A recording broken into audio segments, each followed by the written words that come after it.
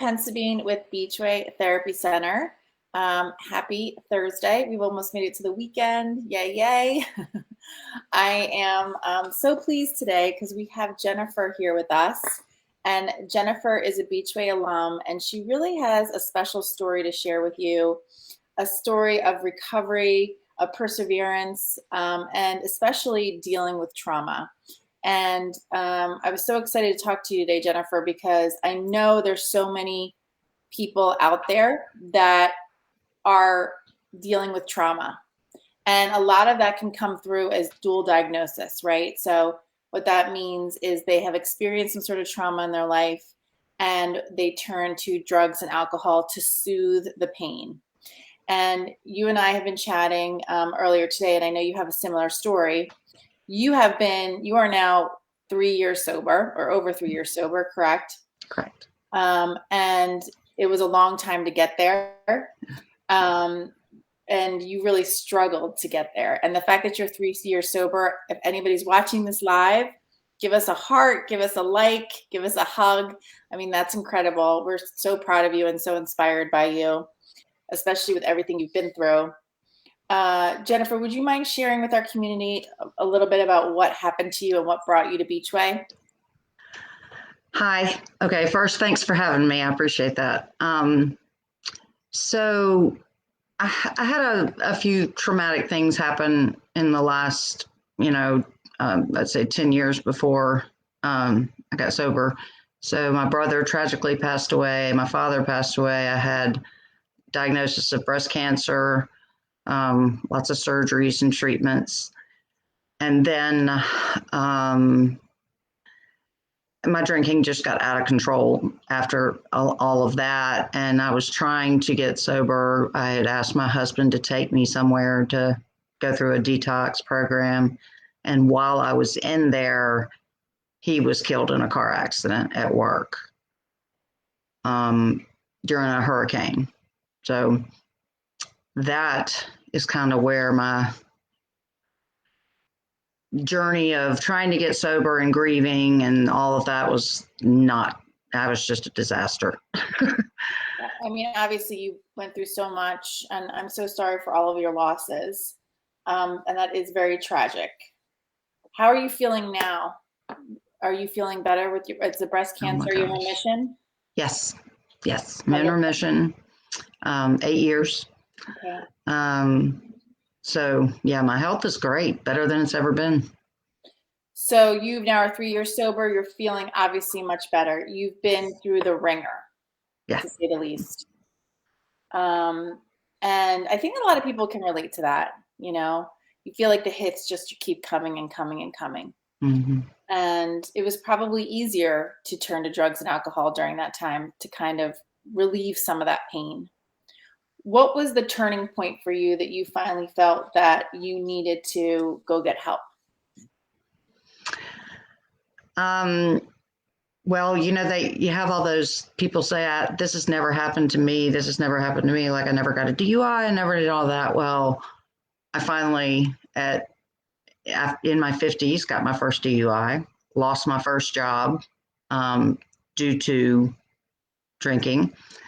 And I just realized that things were just falling apart. And after my husband died, and I just could not get a hold of myself, I could not. And so I really wanted to find a place that could help me with the grief and the trauma that I was experiencing and get sober. So I literally went online and was Googling trauma centers and trauma therapy and rehabs. And that's where I found Beachway. So let's talk about the trauma program. So we were chatting how that was such a special thing for you to find. It was almost like God was shining down on you and said, "This is where you need to be." And we kind of chatted about how special that the trauma program is at Beachway. Could you share with the community just some of the exercises that you did there so you can kind of pull back the curtain so people can hear what happens in our trauma program? Yeah. Well, it was when I was going, there was, there were probably 8 to 10 of us in the group at the time that would meet privately away from the others. And we talked about so many things openly and in detail and in depth. One of the things that we went through was like a timeline of the events in your life, that traumatic events that had happened. And I was able to identify some things that I had kind of swept under the rug, so to speak, didn't realize that they really had such a big impact on me. Um, and of course, the events of that I just mentioned, of the deaths and my cancer diagnosis and things. So being able to go through that, we called it the egg project, where you literally drew the shape of an egg on a poster board and went through those events. That was pretty good. And I loved seeing what other people had been through too. It was just amazing. Um, and then there was one exercise where we were given a metal bat, baseball bat, and we went outside to a punching bag and we just swung and beat that thing and cussed it out if we needed to, or just vented and released a lot of that pin up um, stuff that was inside. And it was really, really good. One of the other things was having a letter. My son wrote a letter about the things that he witnessed, and that was hard. But I saved that letter, and being able to read that and realize what my drinking and drug use was doing to my family, that I didn't really think about. It's interesting also you said about being in a group, right? The difference Mm-hmm. of being in a group versus having one-on-one therapy. Mm-hmm.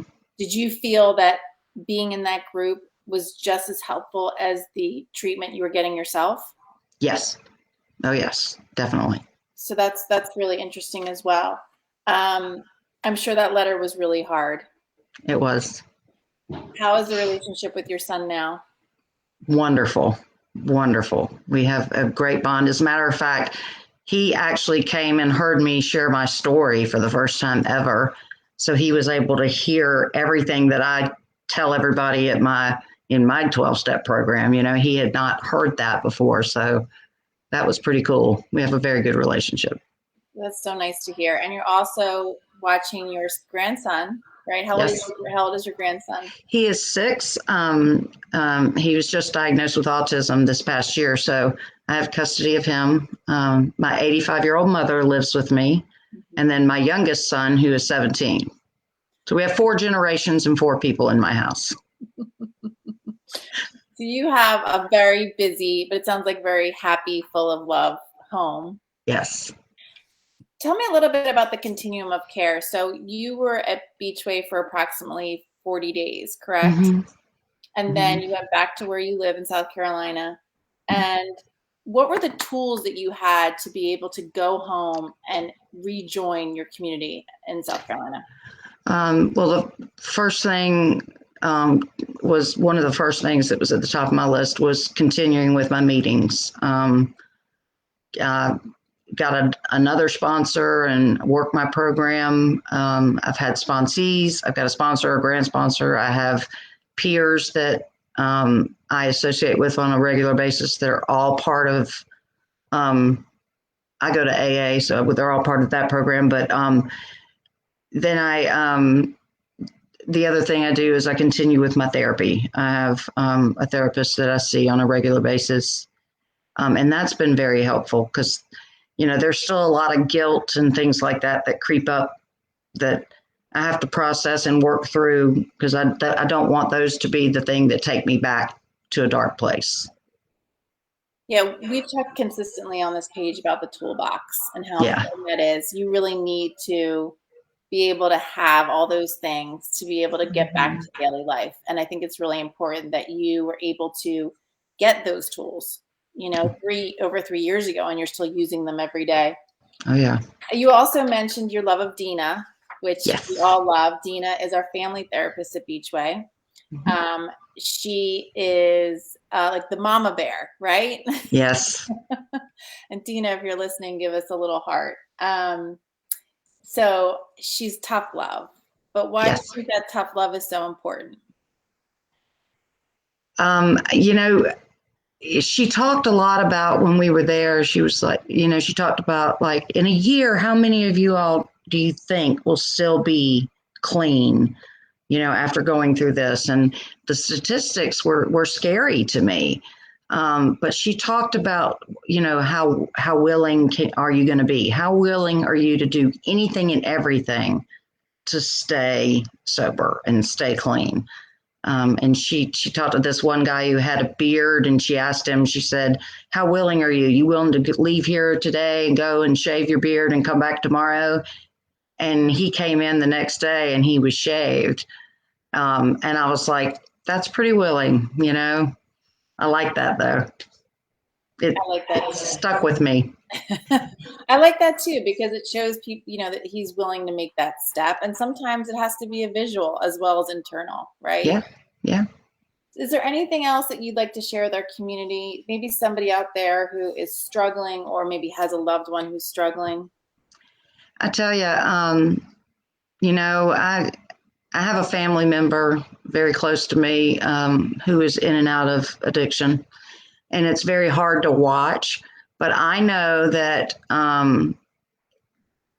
setting an example by the way I live, one of the biggest amends is my living amends, and doing the right thing, using my higher power as much as I can. But it is possible. I for a long time, I just didn't know. I didn't know if I could do it. But knowing I mean, living this life now, I mean, it's hard. No day is perfect. And, some days are a struggle, but nothing is as bad as it was when I was drinking and using. I mean, I feel good. I sleep well. Um, it's so hard to put into words, but I just never thought I could feel this good and be this happy after what I had gone through. I just didn't think it was possible. Well, And it is. we shared your before and after picture this morning. Yeah. What do you think about when you look at that before picture? I was trying to die. I mean, I look at that picture and that was my last blackout. That picture was taken after my last blackout. I don't know exactly what I hit when I fell, but I know I looked at my face and it was all swollen, and it wasn't just from the fall, just the puffiness from the alcohol and stuff. And it just, I look at it and I'm like, that doesn't even, it's almost humiliating. It's like, did I really look like that? And I did. Well, But to the rest of us, it's inspiring yeah, because there's a lot of people that have been in that scene, in those same yeah, shoes. And so to see how well you're doing now and that you have 4 generations under your roof that you're taking care of is definitely an inspiration for a lot of yeah. people. So thank you so much for sharing. If Thank anybody has any you. questions, put them here in the thread. I will make sure that she sees them and I'll get you some answers. Just even give us a like or a love just so we know that we're out there and reaching everybody. So thank you so much, Jen, for taking the Thank time you. Thanks today. for having me. Bye. Bye.